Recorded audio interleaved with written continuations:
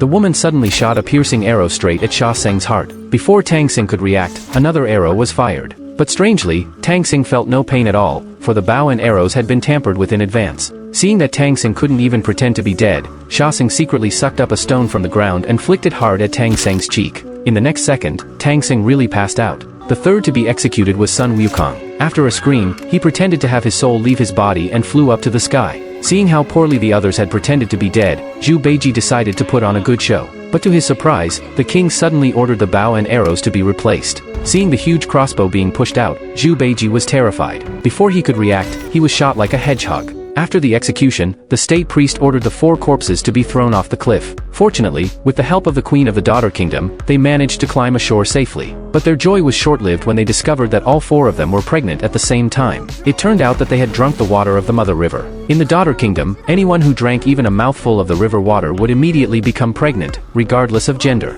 Sun Wukong was extremely anxious and hurried to find the abortion spring. However, the abortion spring was not real water but the sad tears of the most beautiful woman in the Daughter Kingdom. But when he saw her face, Sun Wukong felt his stomach churn. Out of respect, he still swallowed hard and held back his nausea. However, the beauty said that to obtain the abortion spring, he must move her to tears. But Sun Wukong was a straightforward man and punched her right away. But unfortunately, tears shed from pain didn't count. Helplessly, Sun Wukong had to make up a touching love story and finally moved her to tears, obtaining the spring water. But when he returned in high spirits, Tang Xing changed his mind and decided to give birth to the child. Terrified, Sun Wukong froze everyone and forced them to drink the abortion spring water. After all, obtaining the scriptures from the West was their goal. From then on, Tang Xing and the king spent day and night copying scriptures for the fetus. Unconsciously, their feelings for each other gradually grew. However, their actions were discovered by the national teacher. In a fit of rage, the national teacher forced Tang Xing onto a boat in the sea and left him to fend for himself. But by then, the king had fallen deeply in love with him and rushed to his beloved without hesitation.